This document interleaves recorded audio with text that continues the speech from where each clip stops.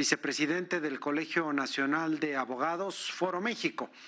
Licenciado Jiménez Martínez, muchas gracias por conversar con Mega Noticias. Victoria, tus órdenes. Ustedes como especialistas del derecho, ¿cómo perciben esta reforma que hace inimpugnable la Constitución, las reformas a la Constitución mexicana? Debo decirle, don Felipe, que esta reforma constitucional obedece más a un capricho personal que lo han materializado en una reforma constitucional.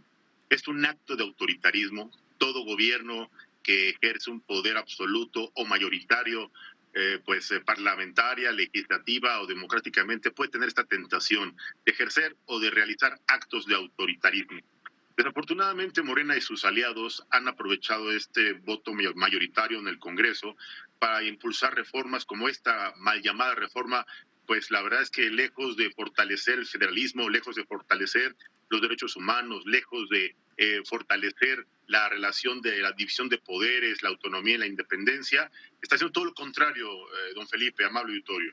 Está generando incertidumbre, está generando violaciones certeras a nuestra Constitución, está generando incertidumbre jurídica, está generando un escenario o una espiral de preocupación en el Estado de Derecho, porque tal parece que Morena y sus aliados muy probablemente estarían en condición de impulsar reformas a nuestra Carta Magna que muy probablemente en el futuro, 2, 3 años, pudieran afectar nuestro patrimonio, pudieran afectar el régimen jurídico del que hoy gozamos y, ¿por qué no?, restringir el ejercicio de los derechos humanos, como ya está en esta reforma de supremacía constitucional.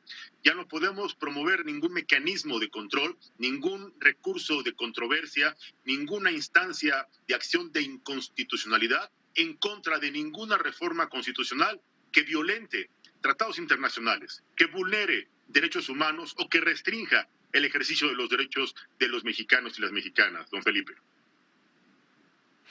Ahorita nos cuenta un poco sobre estos riesgos que perciben desde el Colegio Nacional de Abogados Foro México, pero le quiero preguntar si esta reforma nos resta a los mexicanos este derecho que tenemos de oponernos a algunas reformas que se estén promoviendo en el Congreso de la Unión.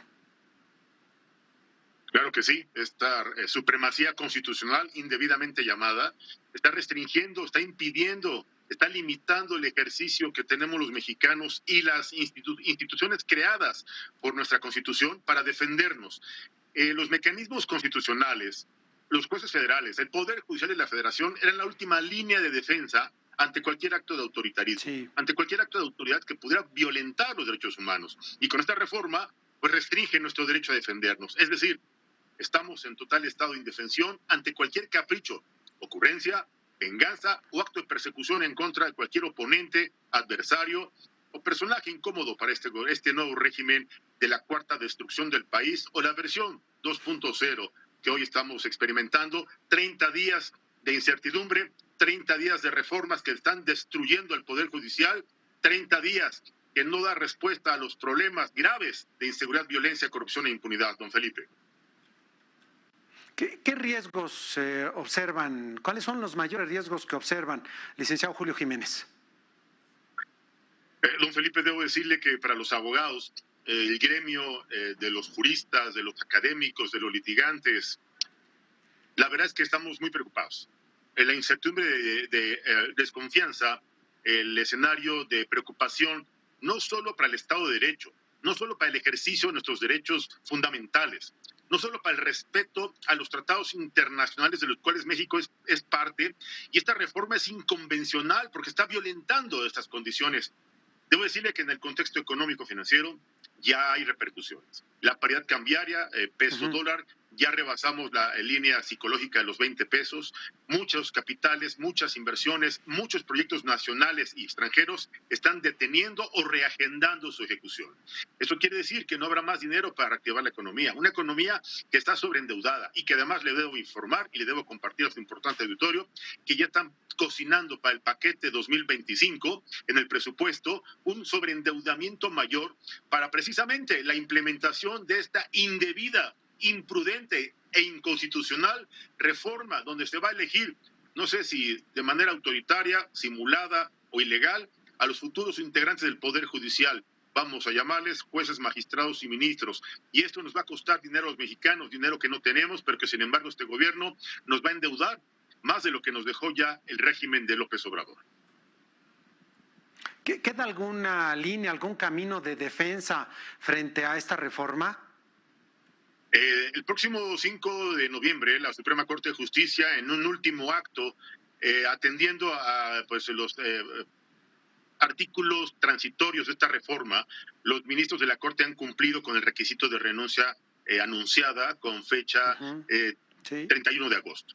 Ellos tienen el día 5 para resolver el proyecto del ministro Alcántara Carrancá, don Luis González Alcántara Carrancá, donde parcialmente podrían declarar la inconstitucionalidad de esta reforma y con ello detener el proceso de selección o de elección popular, es decir, detener este proceso de simulación donde es más que claro van a imponer a puros candidatos que sean personas incondicionales, leales a ciegas al régimen de Morena o al régimen de Claudia Sheinbaum. Esto va a violentar, va a destruir la autonomía, la independencia, la libertad de criterio del Poder Judicial. Así que con ello estarían comprando un bono de impunidad o comprando un vale de inmunidad jurisdiccional. Y eso abriría las puertas para que grupos muy estratégicos, económico, empresariales y, ¿por qué no?, hasta de la delincuencia organizada pudieran imponer